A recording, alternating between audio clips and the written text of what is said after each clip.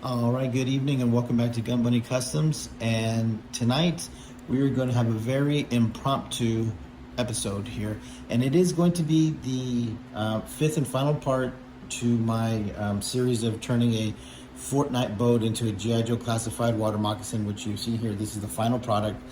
Now, this custom has been done for about 2 months now, but just through time and life and everything else, I haven't gotten around to really getting this done. This last part done. I filmed it about 3 or 4 times, but either through the editing process or whatever, it hasn't been able to come through. And I had the last attempt loaded in Power Director, and I was editing it when today they did the unboxing of the HISS tank and the final product shots for the vamp. So with that being said, a lot of things kind of changed in my head and in my mind and my direction of the way that I'm going to kind of go with things. And there was a lot of things that I wanted to say and put in a video, and so I was just going to kind of wrap this all up in one where I go over what I did here, and during that process, I'm also going to talk about the HISS unboxing. And what my kind of ideas were on that, and why they did an unboxing video the way that they did. What's going to go on with customs, where my customs are headed, what direction they're headed in. Like I said, we'll be going over the moccasin, and then the vamp, and then at the end of it, if I can keep it all together and keep the wheels on, long enough, there's going to be a challenge at the end of this, and not really a challenge. It's going to be, I guess, more of like a survey. My next big project, I'm going to ask my subscribers and viewers what their opinion is. I'm going to give out 4 options, and so then that way that they can kind of decide what they would like to see me create, because it's going to be the first time that I create anything like that in regards to the scale. Okay, so what's going on is when I saw the unboxing video of the HISS and then the product shots for the vamp, blown away. It was a phenomenal job on both vehicles. And also in that video, Lenny alluded to he kind of gave the impression, or alluded to the fact that we are going to be getting a lot more vehicles, and I'm guessing soon, because of both HasLabs funded all the way, all the tiers and all that kind of stuff. So obviously that's the way to go. And so if you look at the kind of the customs and the direction that they've gone as the classified line has gone on, there's really not a lot of room to work in a lot of stuff anymore. Initially we did a lot of customs because of the low amount of characters, so we used what we had to create more characters, and that was really fun era. And then they, released a ton of figures, did a ton of reveals, and they turned everything pinless. And there was a steep decline in the amount of customs that were coming out, especially character customs. So then, some of us switched to vehicles.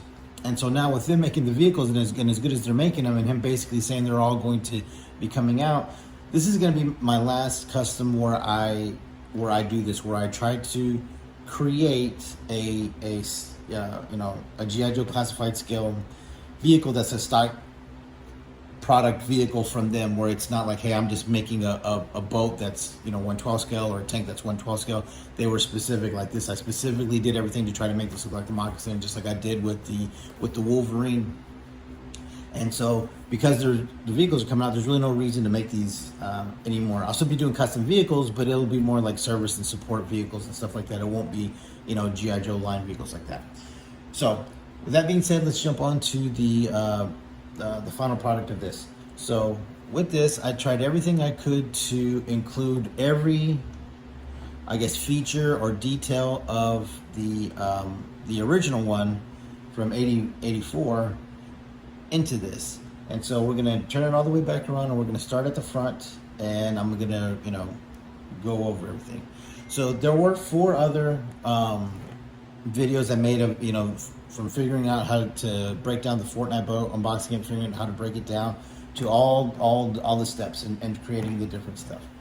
So in the front, I took this existing piece here where it was the sort of the bottom part of this rocket launcher, and I mimicked it on this side to create symmetry, and I used two tips from the miniguns off of the Tiger Force Rams to create the dual cannons that were in the front of the original one. I did leave on the Fortnite, the one Fortnite kind of weapon feature that it was with this rocketer, because it was cool, and it would have been, you know, a big hassle to take that off, and it was sort of one more facet to the Crafts weaponry that kind of, you know, made it look cool. So the paint that I used to create this look was just a Tesser's turquoise. It you know, I primed it, did a base coat, all that stuff, and it was just Tesser's turquoise, and it came out really, really close to the original. And it kind of has that boat sparkle to it when you look at it and finish. So I think it matched really well. So I created this front piece out of styrene, and I went to great lengths in order to mimic the edging of what was factory made as well. So I didn't want to look like that it was just pieces, you know, globbed onto it. I wanted to make it look like it was molded into it. So let me see here. Let me just look it up. So if you look, I tried to mimic all of it the same, to have the same sort of like edge on it, the same angles, you know, the same bluntness or sharpness to it. So I really wanted it to, you know, with my customs, I want them to make it look like they're made stock this way. You know what I'm saying? That it's not a custom. And so as we go back to, you know, back on the boat, there's several things here that I really wanted to make sure that I emulated. One was the way he kind of sat in the cockpit. If you look at the original one, they really sat up high inside of it, both the gunner and the turret and him. And the way that they made him look kind of like lower was there was like a glass thing that kind of went over him. I didn't recreate the glass. I thought about it at one point, but it was just a little bit too extensive and kind of out of my wheelhouse. So I just kind of had to do other things to create a more streamlined look, because with the stock seat height on the Fortnite, he sat really high. He sat about a half an inch higher, which put the steering wheel like right in his crotch, and made him stick out way too much to where it didn't have the same low profile as the original.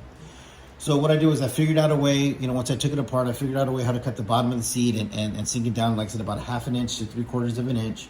And it gave him the more realistic ride height with where the steering wheel sits, and then a much lower profile, but more realistic profile for the height. So in order to get this look, I created this piece here, which it does kind of just sit in, it's glued in and everything now, but if you watch the first four, you'll see how I go through the steps in creating it in order to sort of encapsulate the boat and not have it kind of open, you know, like an open top the way that it was.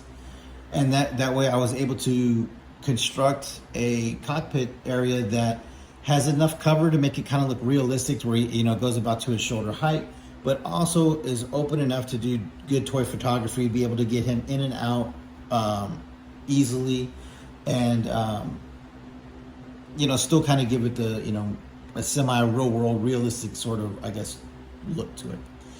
Now as we go back, there's two other features that I wanted to really make sure that I got. One was the weapon storage. Now I tried multiple times to try to figure out how to create something here, and I might make another one because I have an idea now of how to do it. So just in order to see if that works, I might make another one. But the way that I was able to sort of, you know, solve that was I had torpedo spirit gun, which ended up being the exact same one that the eels got.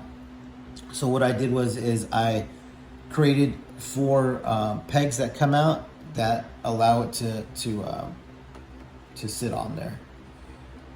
And so that way, because I really hate these weapons, and this one's pretty good. I really hate these weapons. They're just well, it's stuck in there pretty good. I don't want to mess it up. Anyways, they're just real flimsy. But so I wasn't ever really going to display the eels with them. But I thought if I could put them on here, it would kind of take up some space. It would give me the sort of the same feature of the weapon storage. So that's how I elected to do it.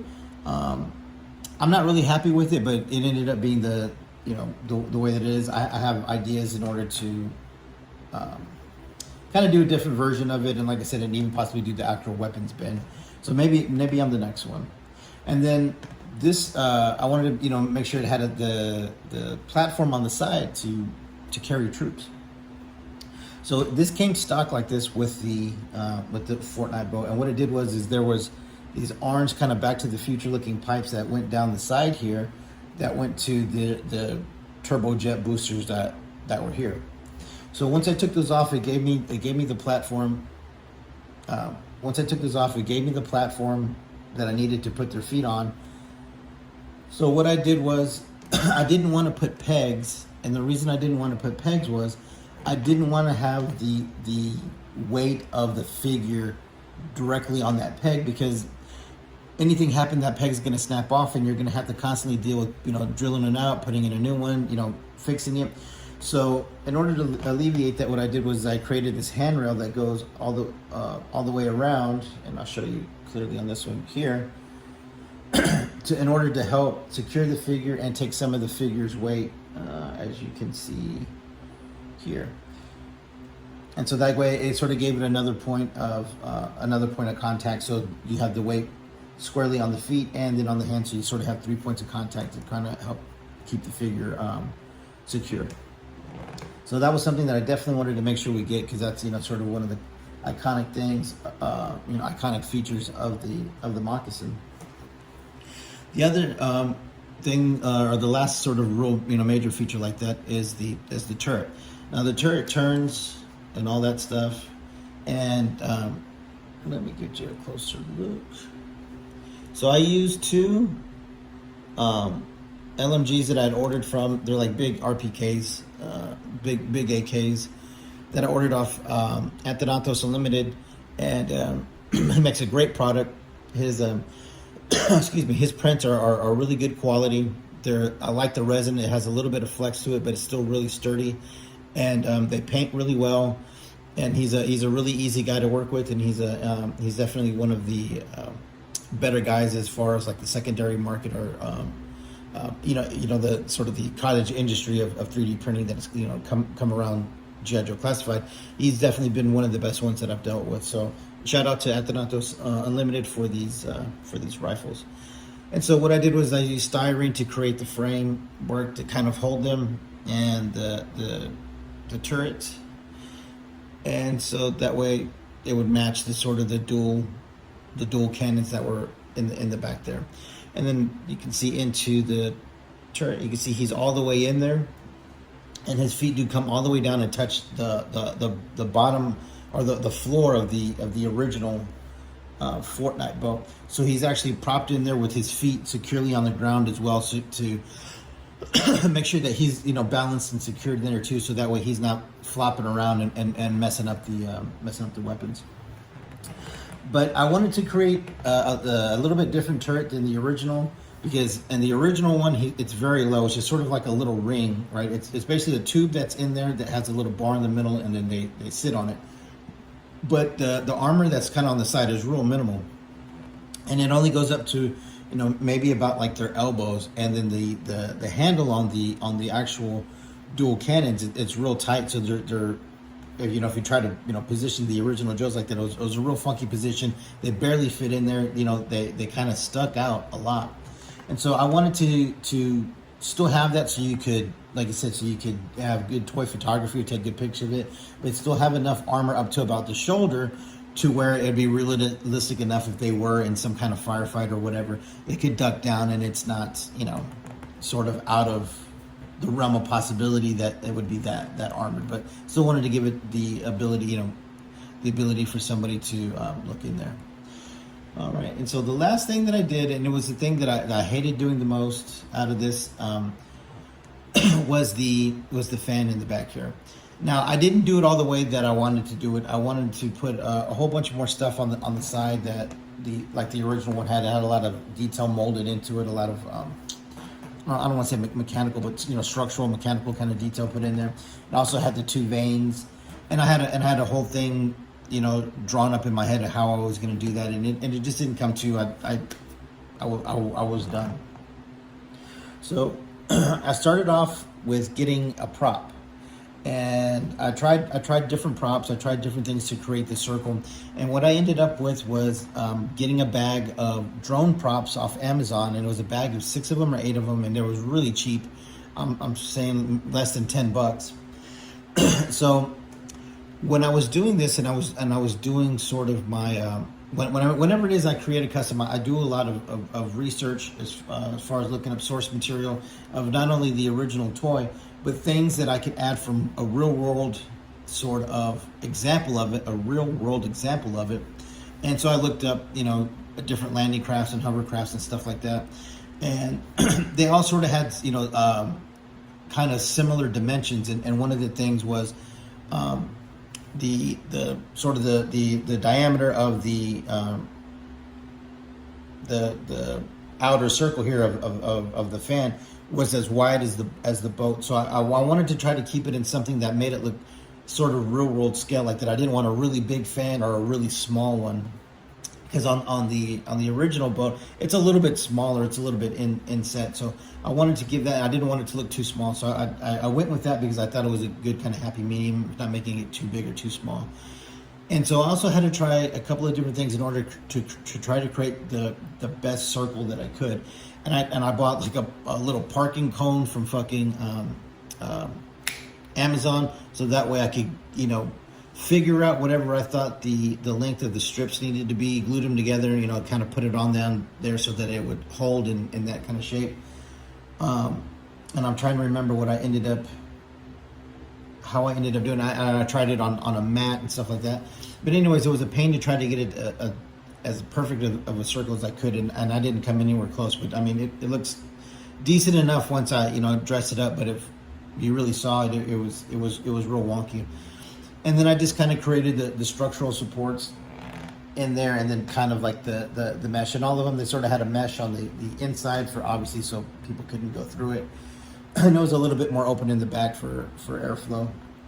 Like I said, I didn't do the vanes, but yeah, I got it to spin, and I got it to kind of look the part. So it was sort of good enough for government work at that point.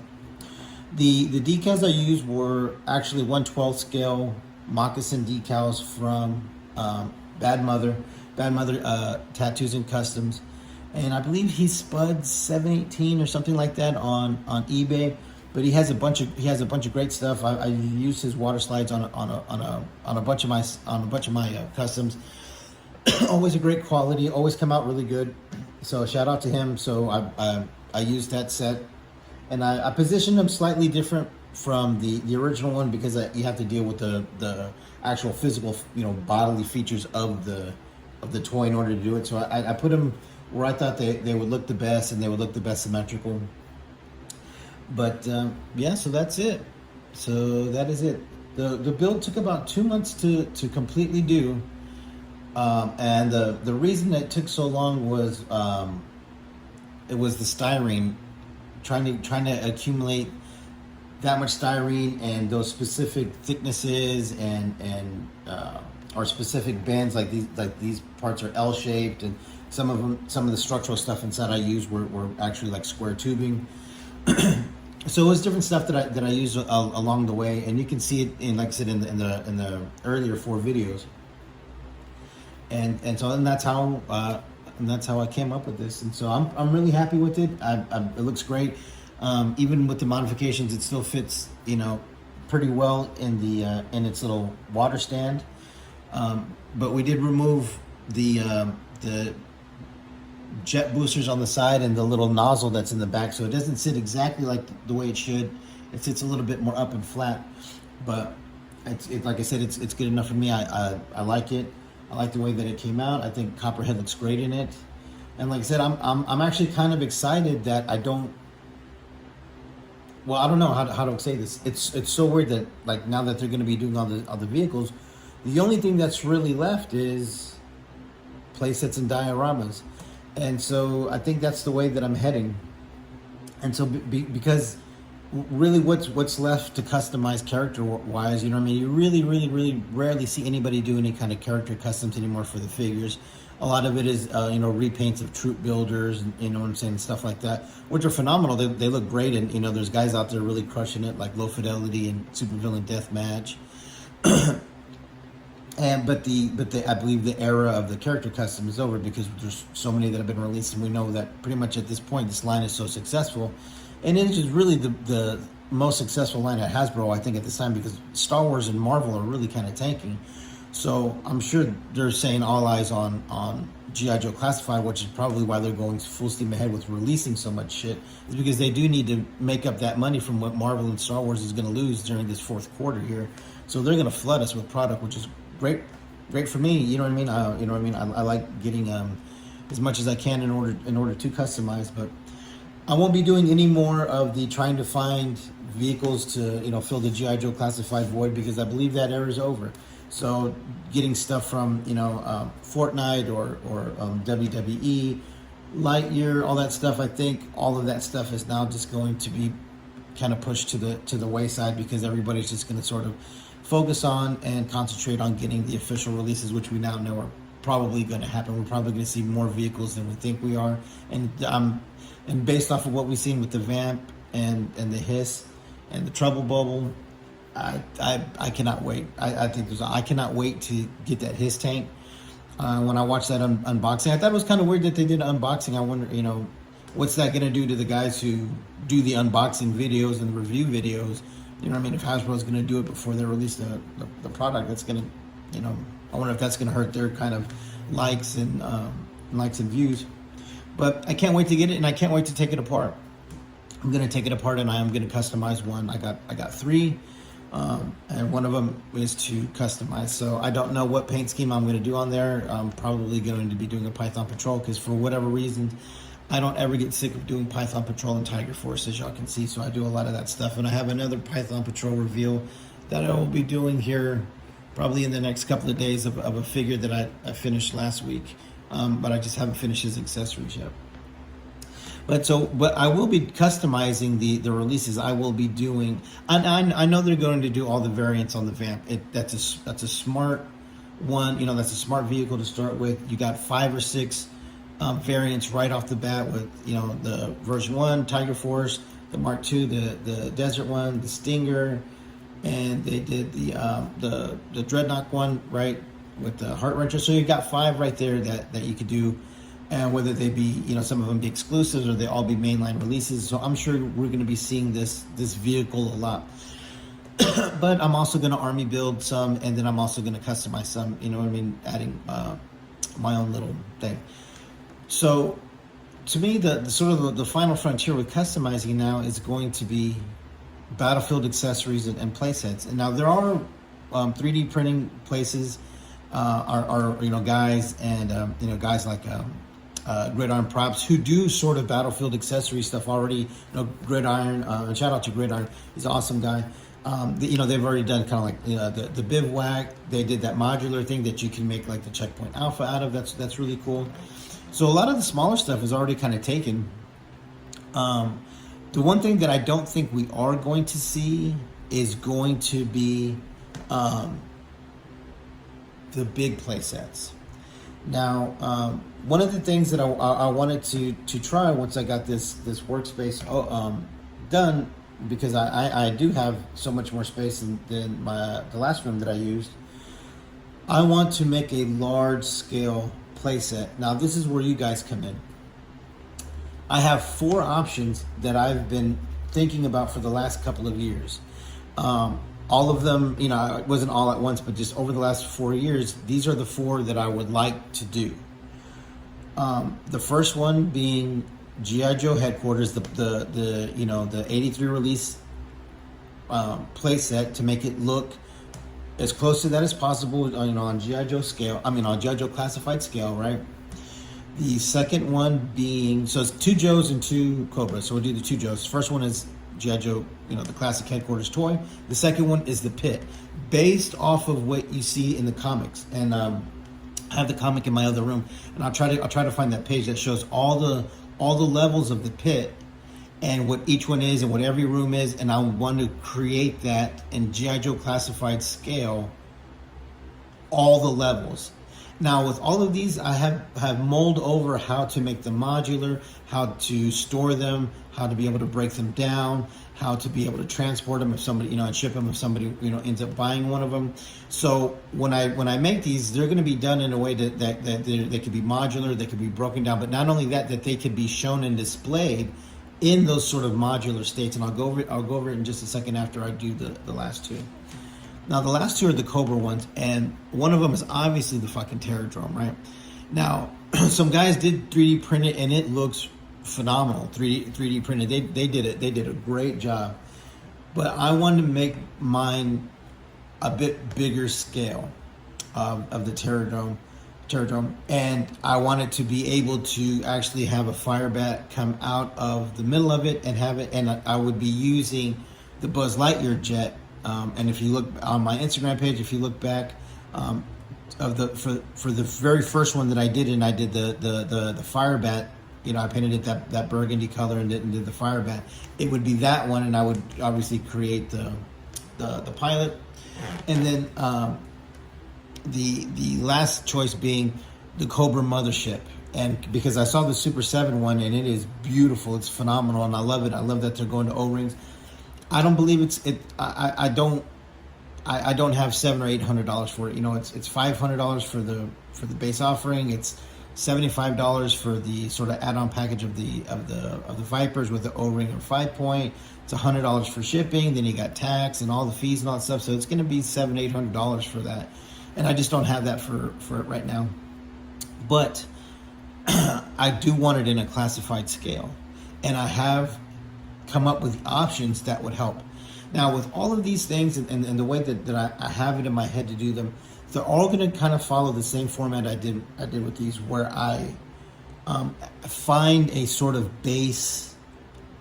I find a base like this. It was the Fortnite with the Wolverine. It was the HM Armed Forces tank. You know what I'm saying? With the Cobra 3-ton truck, it was the WWE Wreck and Rig. I had to find something to start off from. That I don't know how to create from scratch like Toy Gigante. And shout out to that guy, because Carlos is fucking mad talented. And make sure you follow that guy, subscribe to him, and watch his videos, because he's insanely talented. And I can't do it like that. I have to build off of something. So for all of these things, I have come up with things that I could potentially use in order to figure out. So with the mothership, I was thinking about using in my head what I came up with. Remember, as kids, we had those plastic turtle fucking sandboxes, these sort of oblong, almost ovalish, rounded, shape, fucking turtle thing, right? You took the shell off, and there was sand inside, right? And if you look them up, they sort of have the same markings along the ridge line, the way that the mothership does, in order to create the scales down the side of the hood.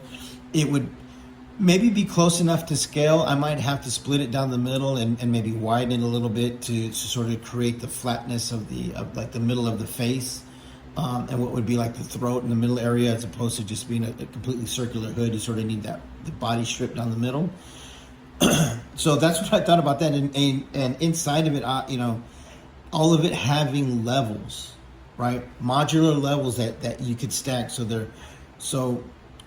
Like say with like the Terradrome would actually be 5 pieces. There would be a circular centerpiece, right, which would have where the Buzz Lightyear jet would come out of, and I would actually use.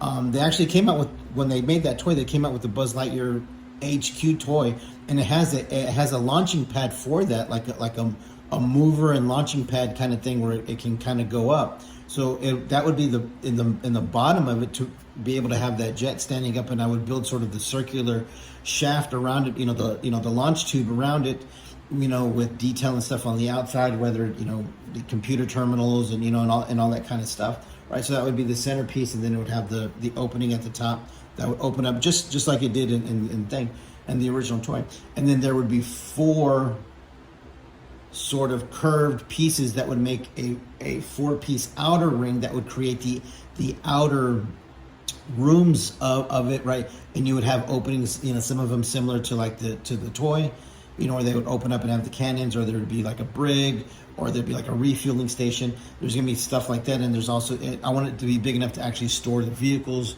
to actually be able to have his tanks in there, to actually be able to have trouble bubbles in there. So this thing is going to be fucking huge, right? And I want it to have the different bays, right? A bay for, we're obviously going to be seeing ferrets, because they have ferrets on the back of the, inside of the vamp stuff. And I have ferrets that I made. There's going to be bays for the trouble bubbles to be able to launch out of. I want to have an armory, all that stuff in there, and then have it, maybe 3 levels. So you would have on every 4 of those, there would be 3 levels out of all 4 of those, and then those 3 levels would create the bottom part of the Terradrome, along with that tube and the thing, and then there would be another bigger piece that sat on top that would sort of be the top portion, the way that the toy was, that would have the 2 big cannons with like the cobra head and those sort of open terminals and stuff like that in there. So that's my idea for that one. The mothership would be sort of built into, based off of the layout of the Super 7 one, would be laid out that way. And then with the HQ would be made out of the insulation foam, like every other diorama builder makes. And these are gonna be my first ones. I've never done any dioramas, but if I'm gonna do it, I'm gonna put in the effort of doing it to this, and I want to create this. And it's gonna have the headquarters would have the landing pad for the Dragonfly. It would have the 3 components that the original one had, the middle piece with the computer center, the brig, and the big forward gun, and then it would have the 2 side pieces in garages, or whatever it is you want to call them, that you could either put the vamp or the Mobat on, right?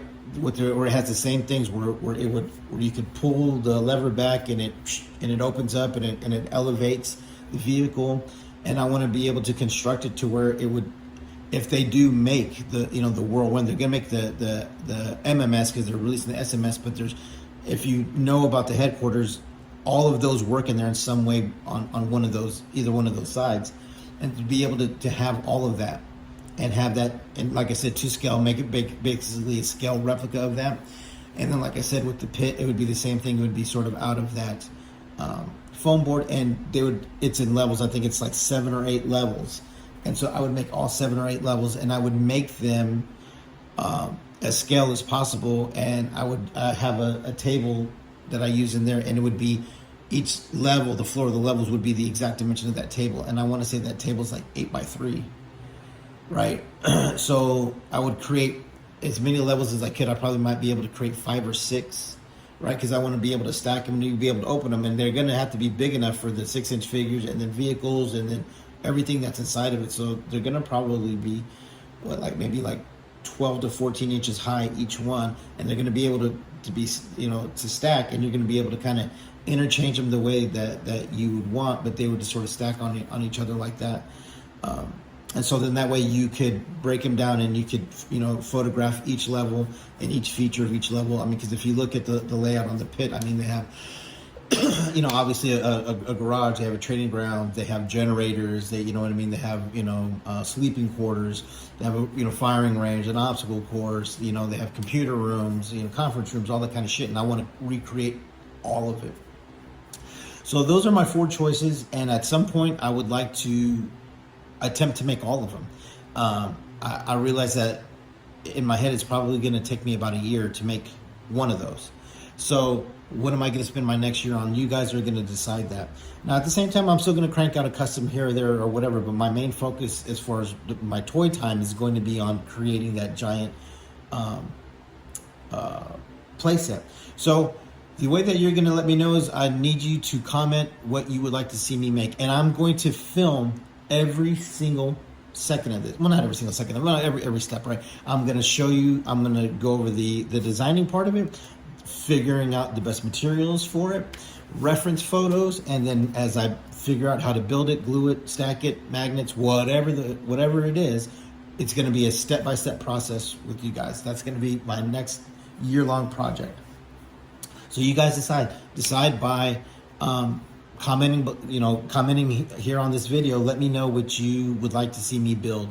Like I said, I would love to do all 4, but in my head, my druthers would obviously be the Terradrome, that I think will always be, yes, the flag is the most iconic, but to me, the Terrordrome, it outdid the G.I. Joe headquarters. I didn't have the Terrordrome. My brother did. I had the headquarters and he had the Terrordrome. And it was awesome. I remember the lever with the little chain, and it would open up and the fire bat would come out, wings would, all that stuff, the different seatings, and, all the stuff that's in there. I want to recreate all that with also a lot of the stuff that, would be in there, like I said, an armory, quarters, conference rooms, whatever, interrogation rooms, cells, all that kind of stuff. So that's going to be it for this video. So that's going to be, like I said, the next pivot that I make on my customs quest with G.I. Joe Classified as this line goes on. And something tells me that it's going to be going on for a while, because they're going to start, dumping these vehicles on us, and I think that's a great thing. So let me know what you want me to build over the next year. Like I said, my hopes is the Terrordrome, but I'm willing to build all of them, and I want to build all of them. So let me know with your comments below. Thank you, and have a good night.